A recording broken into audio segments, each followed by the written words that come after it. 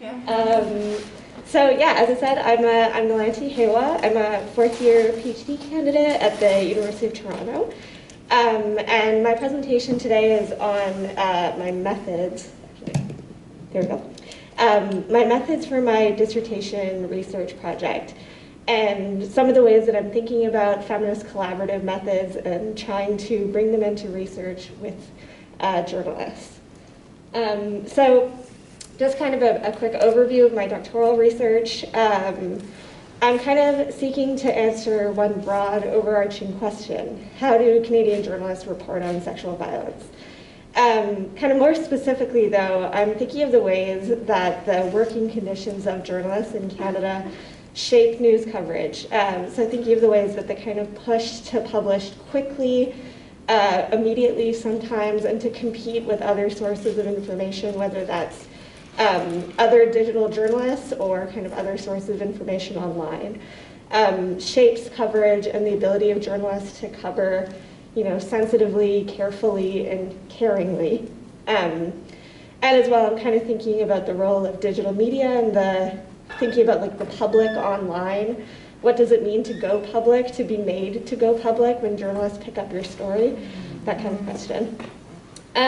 So this is a quote that I always like to show from one of the journalists that I spoke with, who said, "I really try not to create expectations of things that I don't want to move past, lines I don't want to cross. So this whole idea of informed consent, I don't know any journalists who use informed consent, not really. My response has always been, if you were to actually ask for informed consent from everyone and explain exactly what it is you're asking and the potential consequences, no one will ever do an interview with you again." Which is a very grim quote. As you can probably tell, this journalist was feeling very cynical about the industry. They were starting to create their own media company and were, I think, talked a lot about some of their own experiences in the newsroom and the challenges of trying to cover this topic and how they often would try not to because of ethical problems like this. So in design, actually, I'll talk about the kind of people I spoke with first a bit. So I did semi-structured interviews with journalists in Canada. I spoke with 12 journalists, so quite a small number, over Zoom. And then just to kind of give a sense of who I spoke with, 4 of them were racialized journalists and the other 8 were white journalists. 8 of them were women, which is reflective of the industry as a whole. Journalism is a mostly female industry. Of course, when you're looking at higher up journalists, then it becomes much more male. But most working journalists are women. And then 2 of them were women of color. And then half of the journalists I spoke with were freelance. And quite a few of them also did freelance on the side, were on short-term contracts. Most of them were not permanently positioned at an outlet. A couple of the journalists I spoke with at the time had permanent positions and now have been fired. So it's an industry in the midst of a lot of flux, and it's a highly precarious job to work. So in designing these research methods, I was in conversation with a number of scholars who were exploring anti-oppressive and feminist methods of scholarship. The research that I do is not participatory action research. Journalists that I spoke with were not consulted about the research questions I wanted to answer, and they didn't kind of help design the research, but I wanted to invite them to view themselves as kind of co-producing this knowledge over the course of the interview.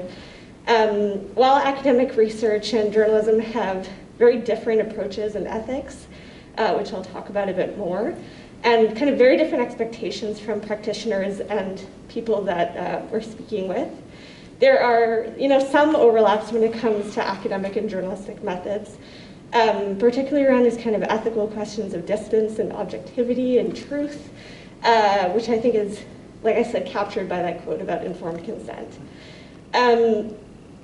So one of the ways that I was kind of trying to think through what feminist research could look like is that originally I had gone into it so I gave journalists the option to decide whether or not they wanted to be anonymous or named. I had conversations about whether, what it looks like to be named in research. in the end, 5 journalists I spoke with asked to stay anonymous. And then another thing that I did was that I shared the transcript of the interview with the journalists I spoke with.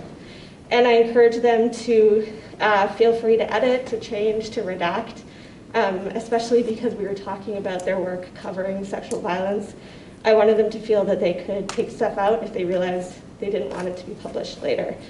I initially chose not to compensate journalists. I was thinking, you know, journalists don't pay people that they speak with. They would probably be comfortable not being paid as well. However, I had a conversation with an Indigenous journalist who asked right away, "Are you going to be paying me for this interview?" And I was like, "I think I've made a mistake." And I amended my research ethics, my protocol, my REV protocol, so that I could compensate research participants who are precariously employed and or part of over-research communities, as kind of discussed here by this Eve Tuck quote. Of course, you know, talk is talking specifically about Indigenous communities, but I'm kind of building off and thinking with that concept to think about racialized journalists more broadly, and kind of the overrepresentation of racialized journalists in precarious jobs in Canada. And so I offered them $100 total for the interview, $50 for the hour-long interview, and then $50 to review the transcript after. However, interestingly, not all of the journalists I offered this to accepted it in the end. Out of the 12 participants, only 3 accepted payment. But I found that having these kind of more open and flexible research plan where we could have a conversation about getting paid allowed them to say, actually, I don't want to be paid. A couple of them even asked where the money was coming from. And when they learned that it was coming from me and not from the university, they didn't want it, which I thought was interesting, quite kind. Having this research method that was more open and allowed them to give feedback, I think allowed for, kind of made clear that many of the participants I was thinking with were deeply cognizant of the power relations inherent to both journalistic and academic work. And then as well, I've learned a great deal from my supervisor, T.L. Cowan, and her work on ethical collaborative research, and in particular this fantastic article by T.L. Cowan and Jazz Brault, The Labor Being Studied in a Free Love Economy. In this article, they're challenging the ways that feminist collaborative research so often relies on volunteer free labor participants. In this article, they're talking about digitizing research, in which they're kind of, participants in these research projects are doing it for their own good, and so surely they'll do it for free. And this insightful challenge to the economies and logics of academic research has kind of pushed my own thinking in academic research and also in ethical journalism, in the ways that kind of journalists assume that people are happy to be covered and tell their story for free. And so it kind of simplifies the ethical problems because journalism and research are good by definition. So feminist collaborative methods, though, faced new challenges when combined with research participants who view themselves as experts in interviewing and have been taught to highly prize independence. So that was where that quote, "you don't have to get this approved," came from. Journalistic independence has many valences, but one of the core tenets of kind of mainstream journalism is the notion that journalists are independent from external pressures. They shouldn't accept gifts. There's often a thing that you're not the friend of the person you interview. And these journalists are kind of typically taught to not share interview transcripts as well, lest this allows sources to tamper with the integrity of the story. Since I was offering payment to some and sharing the transcript with everyone I spoke with, my own research methods were kind of added nuance or maybe were in conflict with traditional journalistic codes of conduct, which operate from the assumption that to share with the source is to invite bias rather than, and that not sharing is a demonstration of neutrality.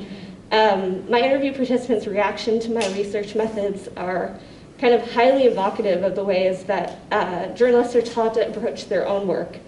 In the end, all except one journalist reviewed the transcript, Some came back with comments or clarification, redacted information. Some just kind of approved it and didn't touch it at all. So while I think we typically think of the researcher as the one with power, these interactions that I was having with journalists, some of whom kind of sought to even correct my methods. One of them said, "You shouldn't have to get this approved. Why are you trying?" And I was like, well, I've thought about this and I would like to get it approved, not that I'm being forced. They kind of highlight the ways that even the identity of the researcher and the researched complicate this. It was often the two journalists in particular who pushed back were white senior journalists who were older than me. One of them kept saying that I was a student. And so I think that there's an assumption that if I wanted to work with them and collaborate with them, it was a sign of inexpertise or that I needed help, as opposed that we were doing this together and kind of co-producing knowledge. And so I saw those 2 minutes. So I'll wrap up quickly. Journalists kind of, I think, signal authority often through methods that, when observed through a feminist lens, are kind of fundamentally uncollaborative, and kind of traditionally rely on ensuring that the interviewee says more than they intend. A lot of journalism guys talk about kind of making your source feel comfortable and kind of getting them to make sure that they don't back out of an interview. Yeah, anyway, I'll end with that. It's been an interesting research project trying to collaborate with folks who are, not all of whom, but some are very resistant to the idea of collaboration in general. And also, collaboration takes time that precariously employed people don't always have time for, and so it's complicated, these ideas. Should feminist methods be less collaborative if participants are uncomfortable collaborating? Should you be forcing collaboration on research participants who don't want it? I'm kind of interested in thinking through all of these different questions. Thank you so much.